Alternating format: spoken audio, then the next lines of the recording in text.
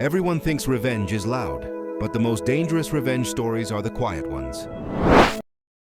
Daniel Hart was the kind of man people forgot easily. The meeting started like any other. Coffee cups on the table, laptops open, pens tapping softly against glass. Daniel sat near the end of the table, the same seat he always took. Not because it mattered, but because he didn't want to be noticed. Mark stood at the front of the room, confident, relaxed. He smiled the way managers do when they already know the outcome. Then came the announcement. Daniel's biggest client, the one he had built from nothing, had been reassigned, not because of performance, not because of restructuring, but because someone else wanted it. Daniel didn't react at first. He waited, assuming there must be an explanation. Finally, he asked, "Is there a reason for the change?" The room went quiet. Mark leaned forward, resting his hands on the table, and then he smiled. "This is business, Daniel," he said. "You should have positioned yourself better." For a moment, no one spoke. Then the laughter came. Not loud, not joyful. The kind of laughter people use when they don't want to be the next target. Daniel felt every eye in the room move away from him. No one defended him. No one questioned the decision. He lowered his gaze, not in shame, but to make sure no one saw what was forming behind his eyes. Because something had just changed. And everyone in that room would feel it, years later. The building still stood. The city still moved.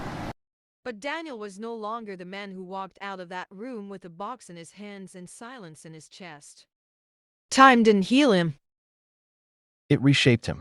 While others forgot the meeting, the laughter, the way the room turned away, Daniel remembered everything. He remembered how confidence drains from a man when no one defends him. He remembered how betrayal doesn't always come with shouting. Sometimes it arrives smiling, seated comfortably at the front of the table. For years, Daniel worked quietly, not angrily, not loudly. But quietly. New skills, new rooms, new names that never knew his past. While Mark climbed, Daniel learned how the system really worked. And somewhere along the way, the pain stopped being heavy. It became precise.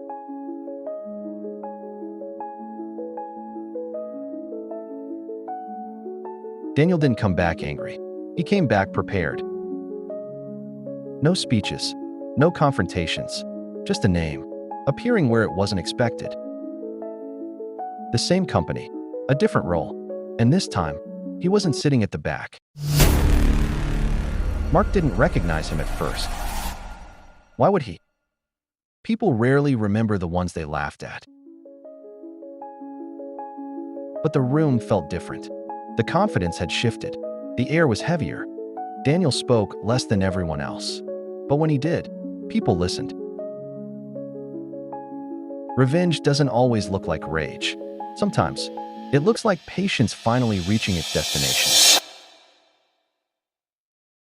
And this meeting? This one was just beginning.